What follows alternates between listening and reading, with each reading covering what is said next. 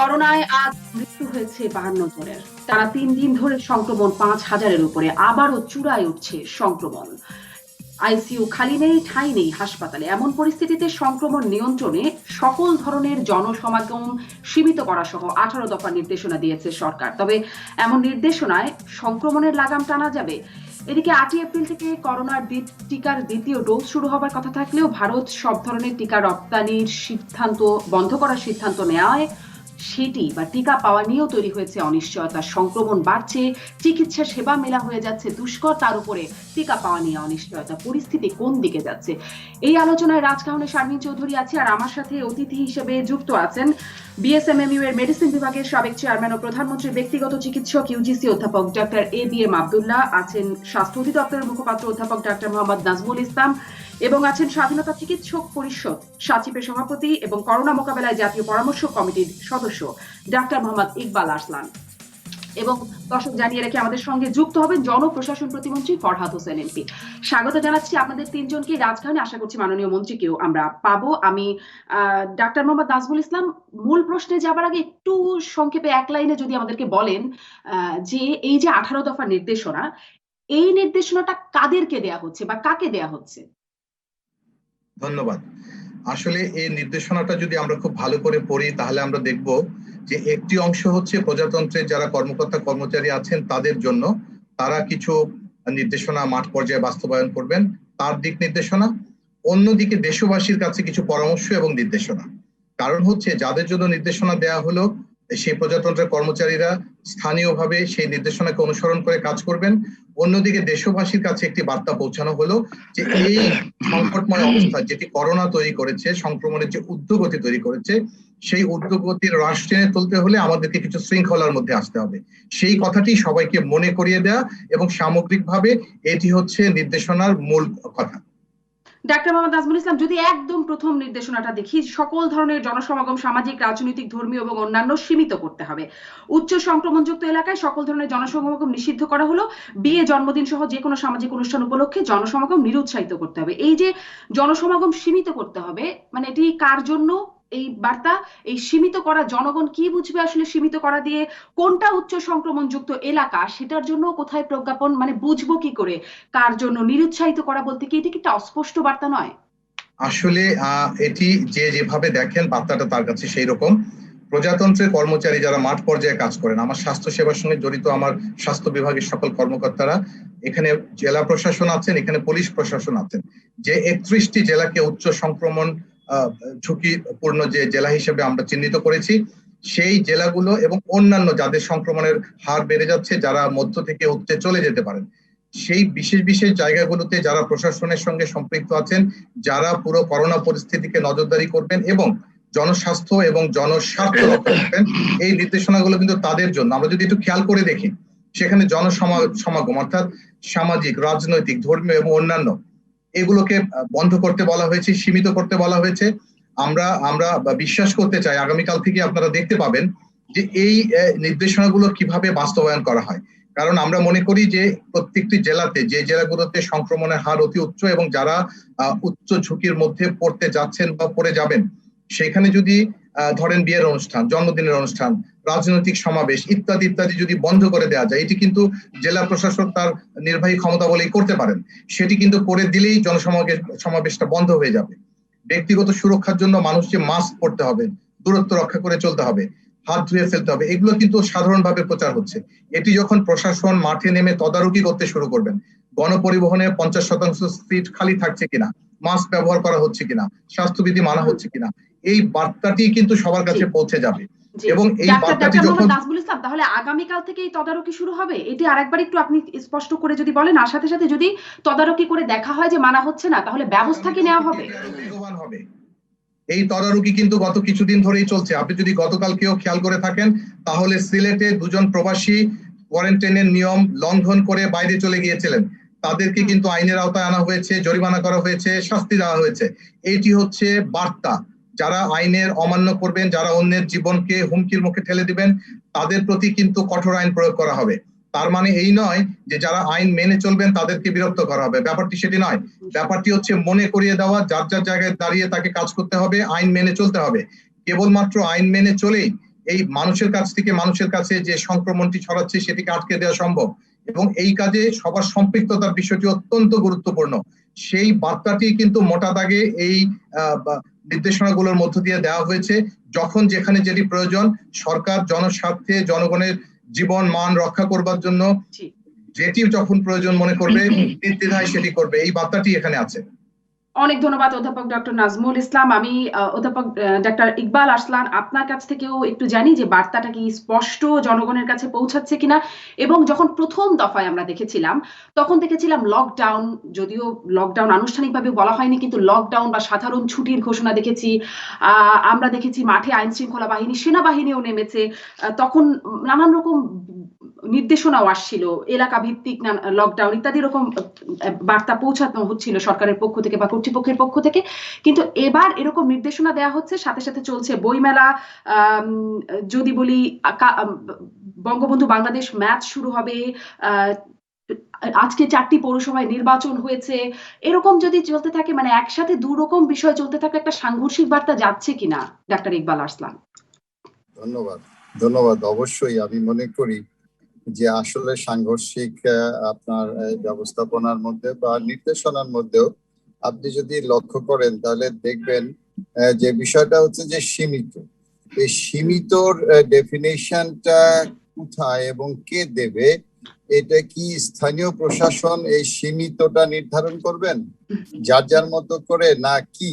আসলে বিষয়গুলো হচ্ছে যে আরো স্পষ্টীকরণ দরকার ছিল, এবং যে এই যে বাস্তবায়নের কর্মসূচি আমরা অতীতে যখন প্রথম ঢেউয়ের সময় আমরা দেখলাম যে স্বাস্থ্য মন্ত্রণালয়ের উদ্যোগে সকল মন্ত্রণালয়ের যে মন্ত্রী এবং আপনার সচিবদেরকে নিয়ে বারবার যে সভা সমিতি অনুষ্ঠান করে সিদ্ধান্ত নিয়ে বাস্তবায়ন করবার যে প্রচেষ্টা বা প্রয়াসগুলো ছিল, সেগুলো কিন্তু যে এখন আমরা এই মুহূর্তে আসলে দেখতে পাচ্ছি না। আমরা দেখতে পাচ্ছি যে একটি 18 দফা ছেড়ে দেওয়া হলো যে আপনার, এবং এগুলো সবই প্রতিপালন হবে কিভাবে? সীমিত হবে। এদিকে বইমেলা চলছে, বইমেলা কি সীমিত করা হলো যে বিকালে আপনার শুরু হবে, তাতে আপনার হচ্ছে যে সমাগমটা তো আর বন্ধ হচ্ছে না।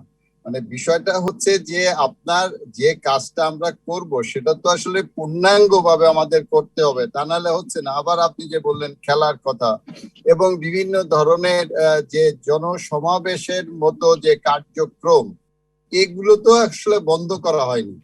তো এইগুলো যদি বন্ধ করা না হয়, শুধুমাত্র দফা নির্দেশনা দিয়ে আপনার এগুলো কাজ হবে বলে আমার মনে হয় না। যেমন নাজমুল ইসলাম যেটা বললেন যে আপনার এই যে দুজন আপনার পালিয়ে গিয়েছিল, তাদেরকে ধরা হয়েছে, তাদেরকে ফাইন করা হয়েছে, বার্তা দেওয়া হচ্ছে, এগুলো খুবই আশাব্যঞ্জক কথা যে হচ্ছে এগুলো হবে। কিন্তু যে জায়গাটায় কঠোর ভাবে আসলে প্রতিপালিত হওয়া প্রয়োজন, সেই জায়গাগুলো আসলে কঠোর ভাবে প্রতিপালিত না হলে দায় সারা ভাবে যে যদি আমরা প্রতিপালনের কথা বলি বা চেষ্টা করি, তাহলে কিন্তু আমরা সুফল পাবো না। তো আমরা তো দেখতেই পাচ্ছি যে আপনার মানে ঊর্ধ্বগতি, এবং আমি আপনার একটি গণমাধ্যমে বলেছিলাম যে আমরা দেখতে পাবো যে মার্চ মাসের শেষ থেকে যে বুমিংটা যে কিভাবে হয় সেটা মানে আমি ব্যক্তিগতভাবে দেখার অপেক্ষায় ছিলাম, এবং সেটাই দেখা যাচ্ছে। এবং এই ব্যবস্থাপনা যদি এভাবেই ঢিলে ঢালাভাবে চলতে থাকে, তাহলে কিন্তু এটা ঊর্ধ্বগতির দিকেই যেতে থাকবে।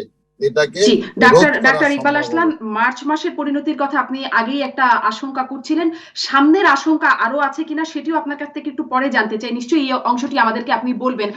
আমাদের সঙ্গে যোগ দিয়েছেন মাননীয় জনপ্রশাসন প্রতিমন্ত্রী ফরহাদ হোসেন এমপি। জনাব ফরহাদ হোসেন এমপি, আপনাকে স্বাগত জানাচ্ছি মাননীয় প্রতিমন্ত্রী।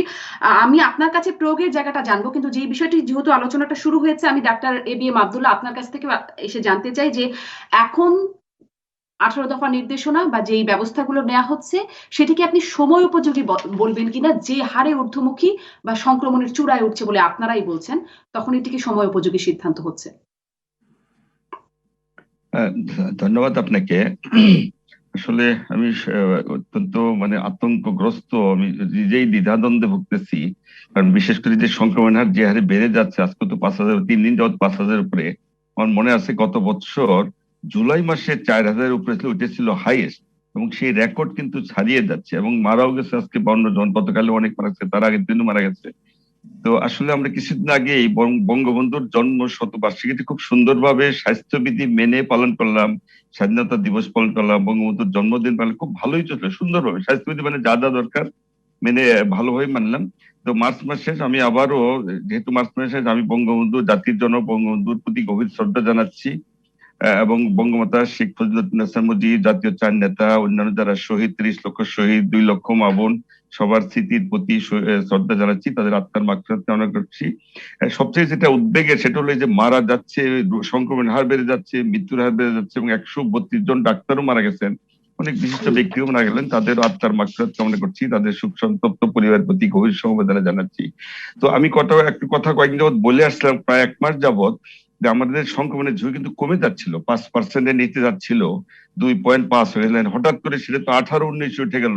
আমি তখন থেকেই বলতাম যে এই কম দেখে কেউ যেন তৃপ্তির ঢেকুর না তোলেন, আত্মতৃপ্তিতে যেন না ভুগেন, কারণ এটা তো বৈশ্বিক সমস্যা, আমাদের সেটা কম বলছে, এটা যেন কেউ মনে না করেন যে আমরা বোধহয় করোনার সংক্রমণ থেকে বেঁচে গেলাম, ঝুঁকি বোধহয় কমে গেলে, কিন্তু ঠিক না।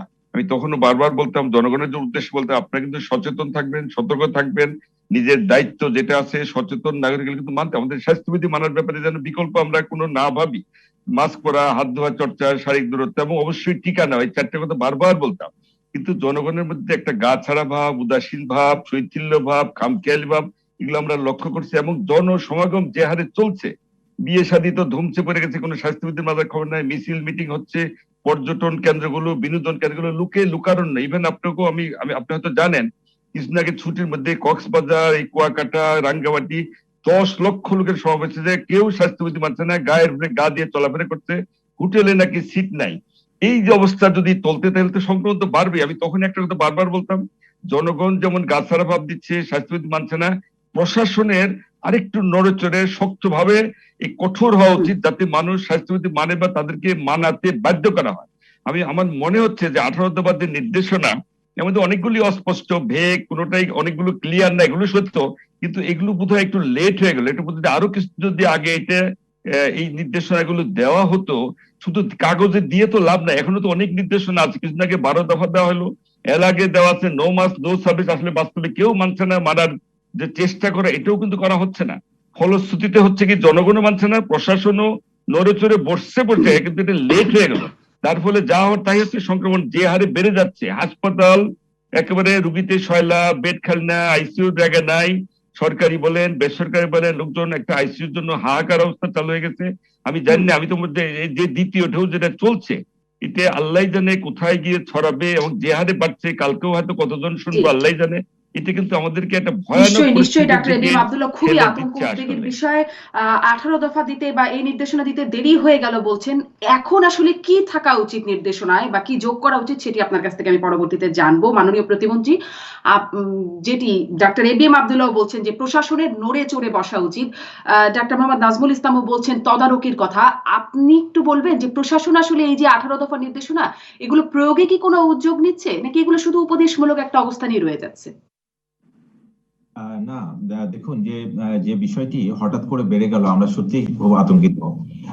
এবং এটি কিন্তু আপনার যখন টিকা আসলো, অনেকে মনে করলো যে এই বুঝি করোনা মনে হয় বিশ্ব থেকে চলে গেল।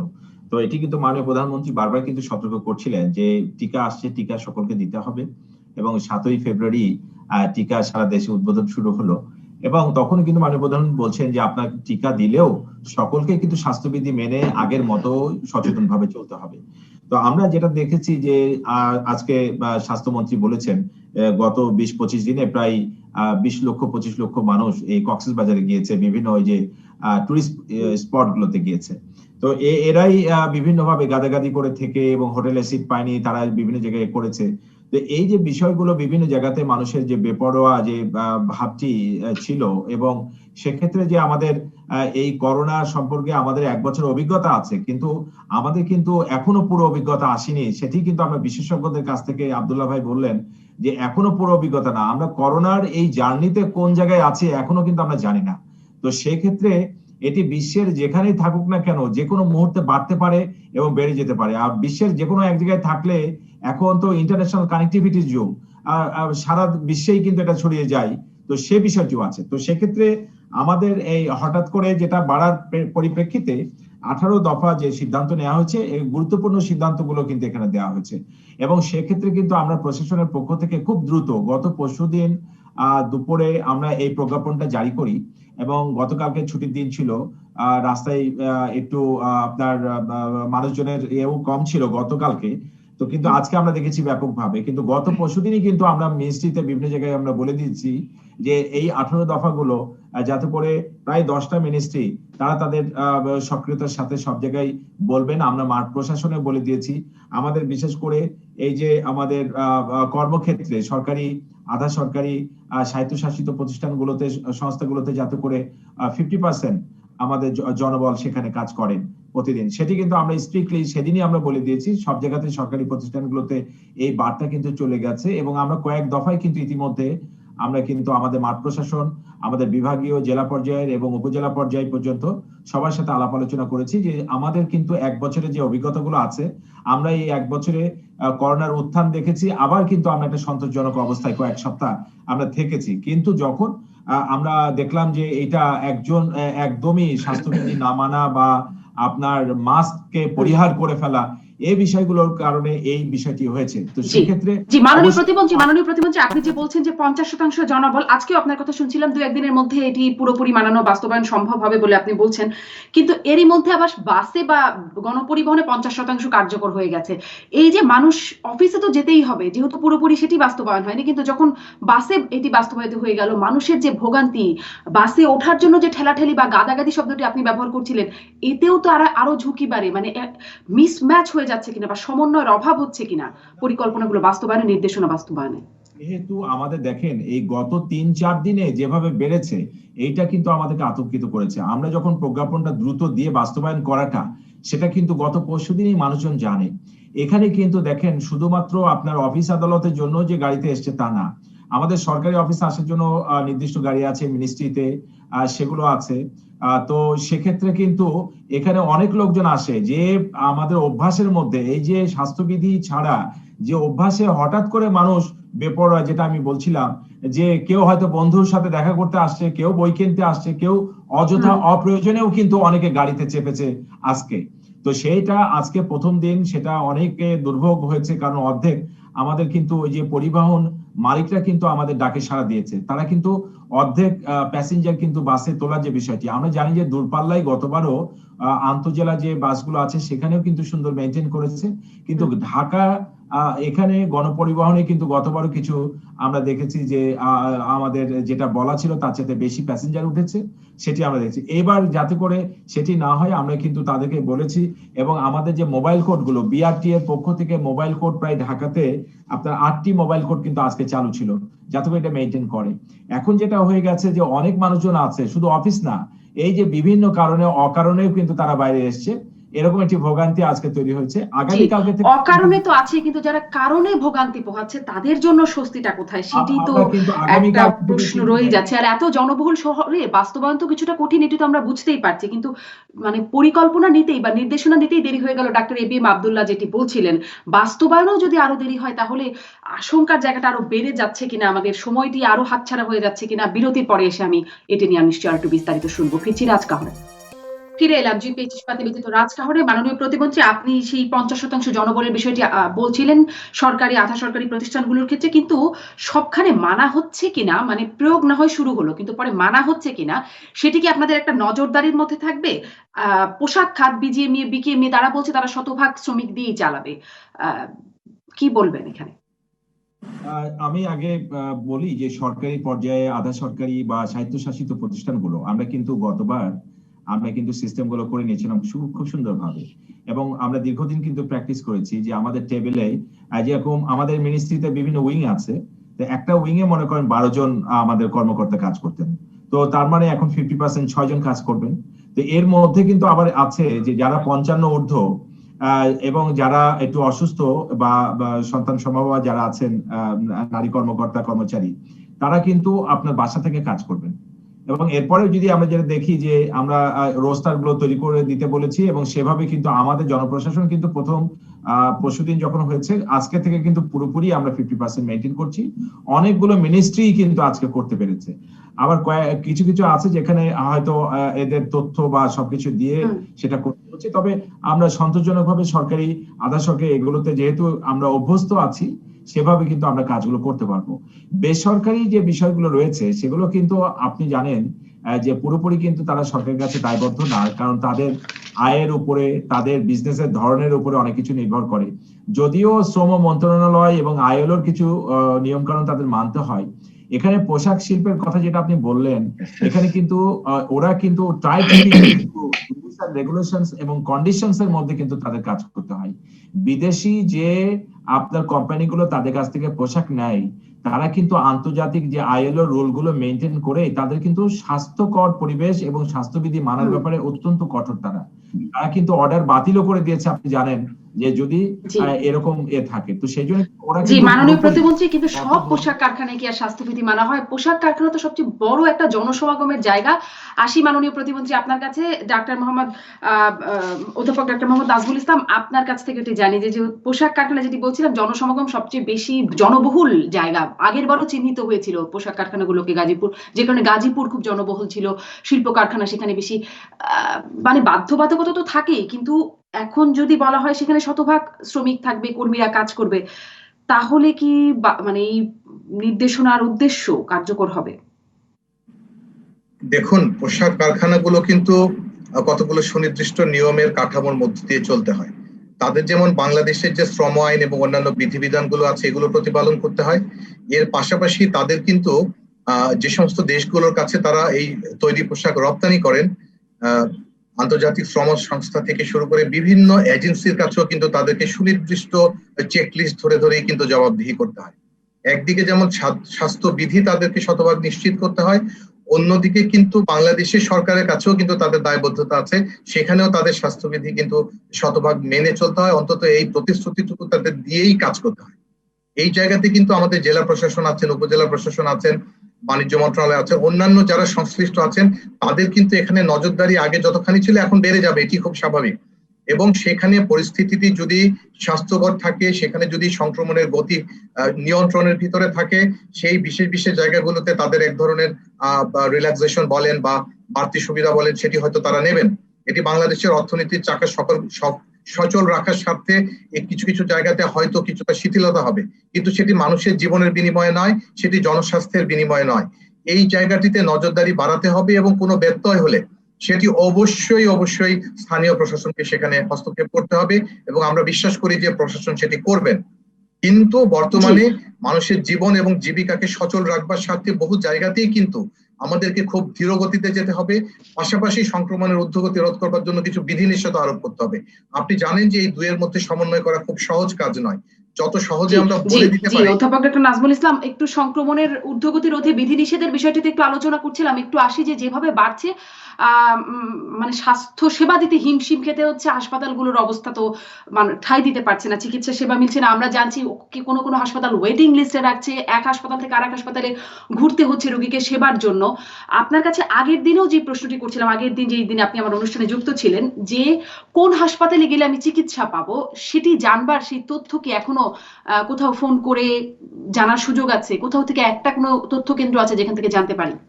এটি আমাদের যে স্বাস্থ্য বাতায়ন আছে 1-62-63 অথবা 333, এই নাম্বারগুলো থেকে কিন্তু চেষ্টা করা হচ্ছে সর্বশেষ হালনাগাদ অবস্থাটি সবাইকে জানিয়ে দেওয়ার জন্য। কিন্তু আপনাকে মনে রাখতে হবে যে আমাদের প্রতিটি হাসপাতাল কিন্তু ডিজিটালি ওয়েল কানেক্টেড নয়, চেষ্টা হচ্ছে। এখন এই মুহূর্তে আপনাকে বলা হলো যে ঢাকা মেডিকেল কলেজ হাসপাতালে 50টি শয্যা খালি আছে, কথার কথা। আপনি যেতে যেতে হয়তো 2 ঘন্টা 1 ঘন্টা সময় লেগে গেল, এই সময়কালের মধ্যে কিন্তু 50টি শয্যা খালি নাও থাকতে পারে। এটি কিন্তু প্রতি মুহূর্তে পরিবর্তন হচ্ছে। এটি কিন্তু এত দ্রুত পরিবর্তন হয় যে বিদেশের মতন আমরা একেবারে ধরে ধরে আমাদের জন্য বলে দেওয়া অত্যন্ত অত্যন্ত কঠিন। কিন্তু এইটি চেষ্টা চলছে, এটি প্রতিদিনই চেষ্টা চলছে, এবং আমরা বিশ্বাস করি যে সময়ের সঙ্গে তাল মিলিয়ে এটি হয়তো উন্নতি করা যাবে। কিন্তু মনে রাখতে হবে শয্যা সংখ্যা বাড়ানোই এখানে সমাধান নয়। মানুষের কাছ থেকে মানুষের যে সংক্রমণ হচ্ছে সেইটিকে রুখে দেওয়াটি হচ্ছে সমাধান। কাজে ওই জি। জায়গাটাতে আমাদেরকে বেশি জি, মনোযোগ দিতে জি, হবে। সংক্রমণ রুখে দেওয়াতেই জায়গা থেকে সমাধান। দায়িত্ব আমি পালন ডাক্তার করতে ইকবাল হবে। আরসলানের কাছে এখান থেকেই সংক্রমণ রুখে দেওয়াতে সমাধানের জায়গায় জানতে চাই। আপনি যেটি বলছিলেন আগের অংশেও প্রশ্নটি করছিলাম, আশঙ্কা মার্চে বাড়বে বলে আপনি আগেই আশঙ্কার কথা বলেছিলেন। সামনে কি আশঙ্কা করছেন? জি ধন্যবাদ।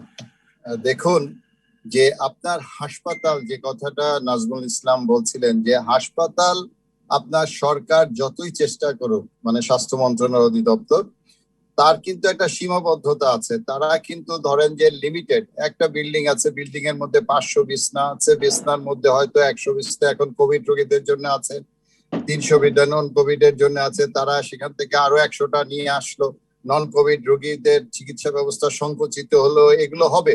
বা আইসিইউ বেড আপনার সম্প্রসারণ করলো, সেটারও একটা লিমিটেশন আছে।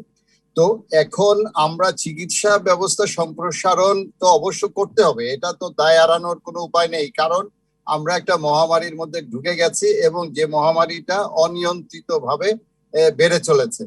কিন্তু তার পাশাপাশি হচ্ছে যে আমাদেরকে এই নিয়ন্ত্রণ করবার জন্য কঠোর ভাবে আপনার ব্যবস্থা গ্রহণ করতে হবে। যে এই শব্দগুলো নিরুৎসাহিত করা, সীমিত, এই শব্দ যে বেগ কথা বলে আপনার পার পাওয়া যাবে না। আপনার হচ্ছে যে আপনাকে কঠোরভাবে নির্দেশনা দিতে হবে যে কোনো সমাবেশই করা যাবে না, সেটা ধর্মীয় হোক, রাজনৈতিক হোক, সামাজিক হোক, যেভাবেই হোক না কেন, সেটা সীমিত অসীমিত কোনোভাবেই করা যাবে না। এই জায়গাগুলোতে আমাদের যেতে হবে, এবং যে জায়গাগুলোতে খুব বেশি ট্রান্সমিশন হচ্ছে, মানে যেখানে আপনার ধরেন পরীক্ষা করা হচ্ছে, পরীক্ষা কোনো কোনো জেলায় দেখেন ফরিদপুরের মতো জায়গায় হচ্ছে 40% আজকে হচ্ছে যে টেস্ট পজিটিভ। তাহলে এই সমস্ত জায়গাগুলোতে আপনার অবশ্যই, যে আমরা বলছি যে সীমিত লকডাউন, এই সীমিত লকডাউনের আওতায় আনতেই হবে। সেটা মানে স্বল্প সময়ের জন্য হলেও আনতে হবে, যাতে কিনা আপনার এই ট্রান্সমিশনটা বন্ধ হয়। তো আর স্বাস্থ্যবিধির বিষয় টিষয় এগুলো তো আমরা বারবার বলছি।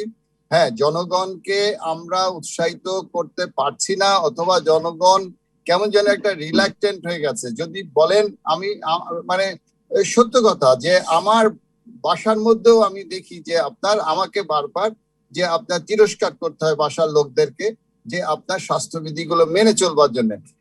এই যে পরিস্থিতিটা, এই পরিস্থিতিটা আমি দেখতে পাই যে সর্বক্ষেত্রে বিরাজ করছে, এবং মানুষের মধ্যে একটা কেমন জানি যে আপনার মানে একদমই সত্যিকারের বাস্তবতার কথা বলছেন ডাক্তার ইকবাল আরসলান। একদমই এটিই বাস্তবতা দেশ জুড়ে, মনে হয় পৃথিবী জুড়ে। ধন্যবাদ ডাক্তার ইকবাল আরসলান। আমি একই বিষয়ে ডাক্তার আব্দুল্লাহ, আপনিও বলছিলেন যে সময়ের যে দেরি হয়ে গেছে এই নির্দেশনাগুলিতে। ডাক্তার আরসলান কিছুর কথা বলছিলেন কি কি করা উচিত। আপনার কাছে জানতে চাইছিলাম যে সামনে কি করা উচিত, মানে এখনই কি ব্যবস্থা নেওয়া উচিত, এবং মানুষের স্বাস্থ্যবিধির কথা তো আপনারা সবসময় বলে আসছেন। যার সংক্রমণের মানে যার মনে হচ্ছে যে আমার হয়তো করোনার সিমটম লক্ষণ দেখা দিচ্ছে, সে কি করবে এখন, তার কি করা উচিত, সব মিলিয়ে যদি একটু বলেন। আমি জাস্ট ওই ডক্টর ইকবাল আহসানের জাস্ট তার কথা ধরে একটু বলছি, আপনি হাসপাতাল বাড়ালে কত বাড়ালে তো তাড়াহুড়ো করে পাওয়া যায় না, সিট বাড়ানো যায় না। আইসিইউ চাইলেই কি বাড়ানো যাবে? আইসিইউ তে রুম লাগবে, সেট আপ লাগবে, ম্যান পাওয়ার লাগবে, এনআইএস লাগবে, চাইলেই কিন্তু বাড়ানো যাবে না। আমাদের টার্গেট হবে রোগ যেন না বাড়ে, রুগী যেন না বাড়ে, এটাকে লাগাম ধরতেই হবে আমাদের। তার জন্য যে জনগণের মধ্যে যেটা বলছেন যে জনগণের একটা মানে বলতে পারেন যেটা সহনশীল ভাব এসে গেছে, যা হয় হইতে আগে যেমন শুরুতে যে আতঙ্ক ভাবটা ছিল এটা আর নাই। যা হয় হবে, আল্লাহ যা করে করবে, মরি মরবি বাঁচতে পারবো। বিশেষ করে নিম্ন আয়ের যারা লোকজন, এখনো বস্তির লোকজন, ফুটপাতের লোকজন, রিক্সাওয়ালা, আরব মনে করে করোনা আমাদের গ্রামের লোক তাই মনে করে করোনা বলে কিছু নাই, এটা আমাদের মনে বড় লোকদের রোগ। সেই জন্যই তারা কিন্তু এটা বেপরোয়া ভাবে চলে। তারা মনেই করে না করোনা হবে বা আমার হইতে পারে, আমার ধরবে, আমি মারা যাই, এরকম কিন্তু মনে করে না। এটাও কিন্তু উন্নত মেটা করেন। আর মানুষের মধ্যে একটা ধরেন সহনশীলতা এসে গেছে, ভয় আর পায় না, এটাও একটা কারণ। আরেকটা কথা যেটা আমার মনে হয় এখনই বলে ফেলি, আমি যে টিকা নিয়ে যে কথাটা উঠছে, টিকা নিয়ে মানুষ মনে করে টিকা তো নিলামই আর বোধহয় করোনা ধরবে না, এই যে ভুল তথ্য, এটার জন্য কিন্তু এই যে বেপরোয়া ভাবটা এসে গেছে। টিকা যে একটা মাত্র রয়েছে, আরেকটা ডোজ তো এখনো বাকিই আছে। আর কোনো টিকাই তো 100% প্রোটেকশন দেয় না, তারপরেও মানুষ মনে করে টিকা নিচ্ছে। আর এই যে ভুল ধারণা, এটাও কিন্তু ঠিক না। আসলে বারবার বলা হচ্ছে টিকা তো নিবেন, অবশ্যই স্বাস্থ্যবিধি আপনাকে মেনে চলতেই হবে, স্বাস্থ্যবিধি ছাড়া কোনো বিকল্প নাই, সুতরাং এটা করতেই হবে। আর তৃতীয় যে একটা কথা আমি অ্যাড করি, সেটা হলো তো বৈশ্বিক সমস্যা, শুধু আমাদের দেশের না, বাইরে থেকে অনেক লোক কিন্তু আসছে। আপনি জানেন যেটা ইউকে ভেরিয়েন্ট যেটাকে বলে, এটা কেউ কেউ নাম দিচ্ছে বিলাতি ভাইরাস। এই ভাইরাসটা কিন্তু দেশে চলে আসছে, অলরেডি আসছে বা আসতে যাচ্ছে। যারা বাইরে থেকে আসে, আমার মনে হয় যে এয়ারপোর্টে তাদের কিন্তু ভালোভাবে টেস্ট করা হয় না, পর্যবেক্ষণ করা হয় না, কোয়ারেন্টাইনও হয় না, আইসোলেশনও হয় না। ফলশ্রুতিতে চতুর্দিকে কিন্তু এই ভাইরাস অধ্যাপক doctor A B M Abdul, একটা বিরতিতে আমাকে যেতেই হবে, কিন্তু এই যে হয় না, এগুলো হবার জন্য প্রশাসন কি সামনে কোনো পরিকল্পনা নেবে কিনা, মাননীয় প্রতিমন্ত্রী আছেন, সেটি নিশ্চয়ই জানবো। আমার দর্শকরা অনেকে প্রশ্ন করছেন, বিশেষ করে মেডিকেলে ভর্তি পরীক্ষা নিয়ে, সেগুলো নিয়েও একটা বিরতির পরে ফিরছি।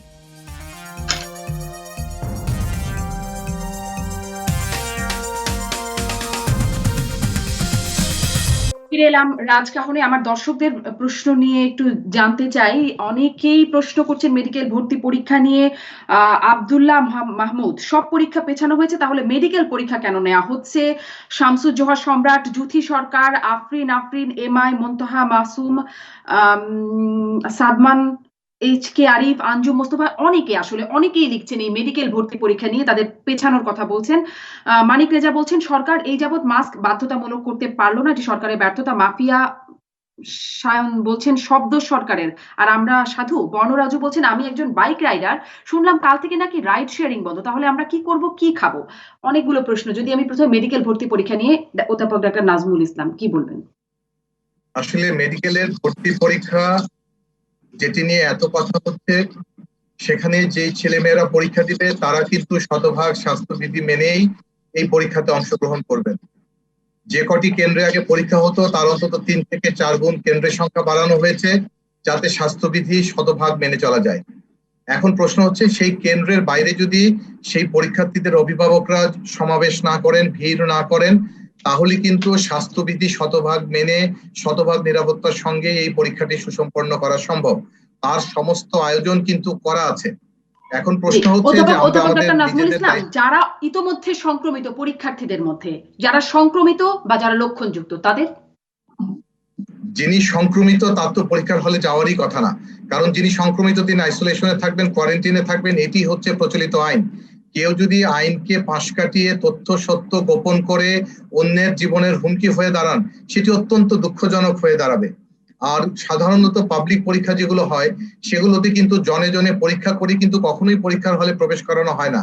এখানে কিন্তু একেবারে শক্ত করে বলা আছে যে মাস্ক পরতে হবে, স্বাস্থ্যবিধি মেনে যেতে হবে।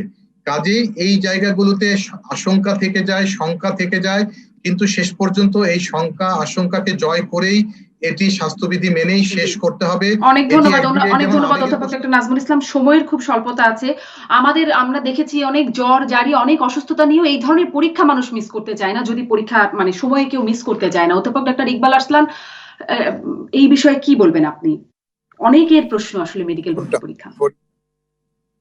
পরীক্ষাটা তো ডেফিনেটলি যে আপনার স্বাস্থ্যবিধিগুলো কিন্তু পরীক্ষার হলে আপনার মানা সম্ভব সব কিছু, কিন্তু কথা হচ্ছে যে ছাত্রগুলো যখন পরীক্ষা শেষ করে একসাথে বেরোয়, তখন হচ্ছে যে যে বিষয়টা হয় সেখানে আসলে কোনো অবকাশ থাকে না। তবে এখানে যদি তারা যদি একদম পরীক্ষা নেয়নি, তা আমি একটা জিনিস অনুরোধ করবো তাদেরকে, আগেও বলেছিলাম, সেটা হচ্ছে যে এখানে যে হলগুলো থাকবে, ধরেন 4টা যদি হল থাকে একটা কেন্দ্রে, তাহলে এই হলগুলো আপনার একটা গ্যাপে, হয়তো যে 4-5 মিনিট গ্যাপে যদি তারা ছাড়েন এবং ছাত্রগুলো যদি অল্প অল্প করে বেরোয়, তাহলে হয়তো সেখানে আপনার তাদের যে স্বাস্থ্যবিধির জায়গাটা যেভাবে তারা আপনার করতে চাচ্ছে হয়তো তারা করতে পারবেন। অনেক ধন্যবাদ ডাক্তার ইকবাল আরসালান। আবারও স্বাস্থ্যবিধির উপরই আপনি জোর দিচ্ছেন। মাননীয় মন্ত্রী এই বর্ণরাজু যে প্রশ্নটি করছেন যে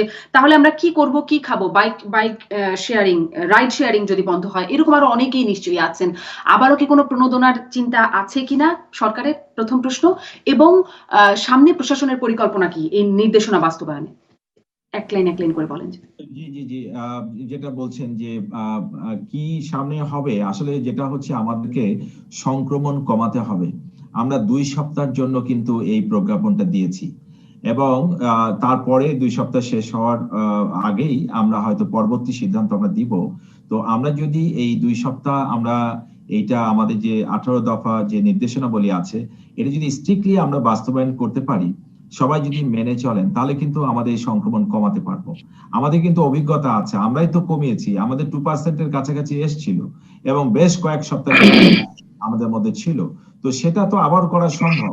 তো সেই জন্য আমি বলবো যে রাইড শেয়ারের যে বিষয়টি আপনারা বলছেন, একটা পেশেন্ট হয় রাইড শেয়ার যিনি আছেন, যিনি রাইডটা চালাচ্ছেন, বাইক চালাচ্ছেন, তিনি যদি জার্ম ক্যারি করেন, তাহলে যে উঠবে সে কিন্তু খুব কাছাকাছি ঘেঁষাঘেঁষি অবস্থায় বসতে হয়।